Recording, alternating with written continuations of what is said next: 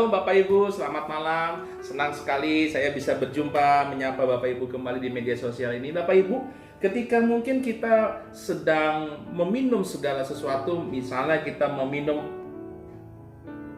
air putih Bapak Ibu, tiba-tiba baik disengaja maupun disengaja ada seorang yang lewat, ada seorang yang mungkin menyentuh lengan kita, sehingga apa yang ada di gelas kita ini, mungkin gelas ini akan tumpah airnya. Pertanyaan saya Bapak Ibu yang menjadi satu renungan firman Tuhan, siapa yang mau kita salahkan?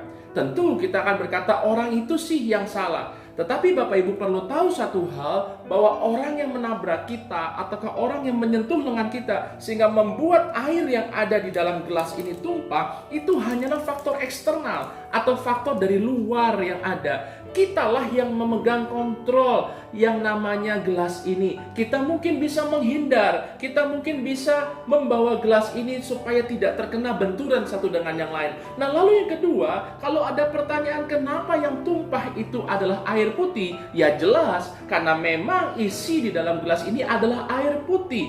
Kalau mungkin isi di dalam gelas ini adalah kopi, maka yang keluar adalah kopi. Kalau mungkin yang ada di dalam gelas ini adalah air teh, maka yang keluar adalah berwarna coklat karena di dalamnya ada air teh.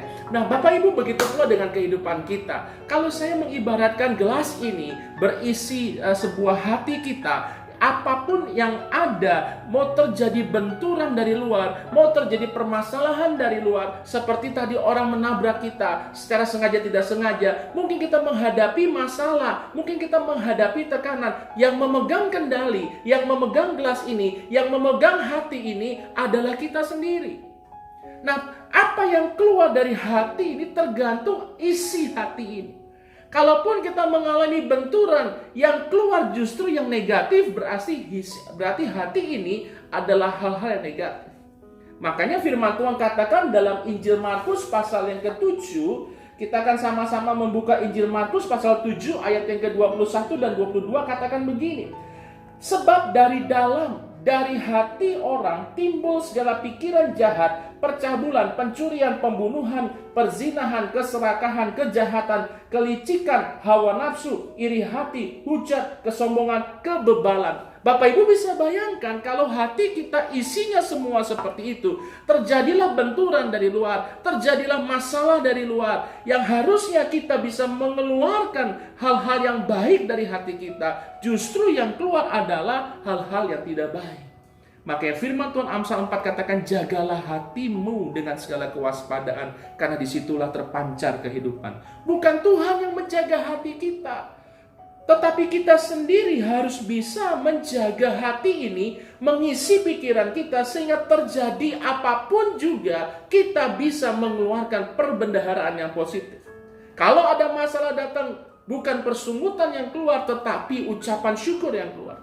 Kalau mungkin ada orang yang menyakiti kita, bukan pembalasan yang keluar, tetapi kasih yang keluar. Kenapa? Karena hati ini, pikiran kita penuh dengan kasih. Hati ini dan pikiran kita penuh dengan diisi firman Tuhan. Makanya Bapak Ibu, tidak pernah bosan-bosan saya katakan, mari isi hari-hari kita. Setiap hari membaca firman, setiap hari berdoa, sehingga terjadinya benturan apapun juga, kita tidak bisa menyalahkan orang lain. Justru kita yang memegang kendali. Kita tidak bisa menyalahkan orang lain kenapa begini dan kenapa begitu. Kita yang punya hati kita yang bisa mengontrol pikiran kita. Dan pertanyaan yang kedua, apakah yang keluar ketika terjadi benturan itu? Jangan pernah bosan Bapak Ibu baca firman. Ketika engkau setiap hari gelas ini diisi dengan firman Tuhan, diisi dengan pujian, diisi dengan doa, apapun yang terjadi, yang tumpah itu adalah yang di dalam ini, yaitu yang baik. Oleh sebab itu Bapak Ibu, mari kuatkan hatimu, jaga hatimu dengan segala kewaspadaan. Hati ini sangat berpengaruh. Jangan sampai hati ini kau lukai, jangan sampai hati ini kau sakiti dengan perbuatan-perbuatan yang tidak menyenangkan Tuhan. Nama Tuhan dipermuliakan. Bapa di surga, terima kasih pada malam hari ini. Tuhan mengingatkan kami untuk menjaga hati kami dengan segala kewaspadaan. Apapun yang terjadi di luar sana hanyalah faktor eksternal yang seharusnya tidak mempengaruhi hidup kami. Bagaimana kami bisa menjaga hati? Bagaimana kami bisa mengontrol hati kami? Karena kami yang memegang hati kami. Oleh sebab itu, apapun isi hati kami, kalaupun ada benturan, kalaupun mungkin ada senggolan, kalaupun mungkin ada masalah dan tekanan hidup, yang keluar dari dalam hati adalah hal-hal yang positif. Karena setiap hari kami mengisi hati kami dengan firman Tuhan, dengan hal-hal yang baik, yang menyenangkan Tuhan. Sehingga Tuhan, ketika apapun yang terjadi, kami tetap siap. Dan justru hidup kami boleh menjadi berkat di tengah-tengah lingkungan kami. Sebentar kami akan istirahat. Kami akan menikmati dalam istirahat kami setiap berkat Tuhan.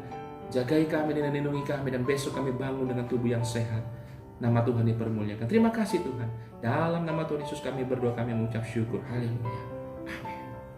Bapak Ibu, jangan pernah menyalahkan orang ketika orang ini mungkin menyenggol gelas kita ataupun menyentuh tangan kita sehingga air ini tumpah. Tetapi kita yang harus bisa mengontrol gelas ini supaya tidak terbentur oleh orang. Kalaupun terjadi benturan itu tanpa disengaja, yang keluar dari ini mempengaruhi apa yang ada di dalam gelas ini. Nama Tuhan dipermuliakan. Shalom, Tuhan berkati.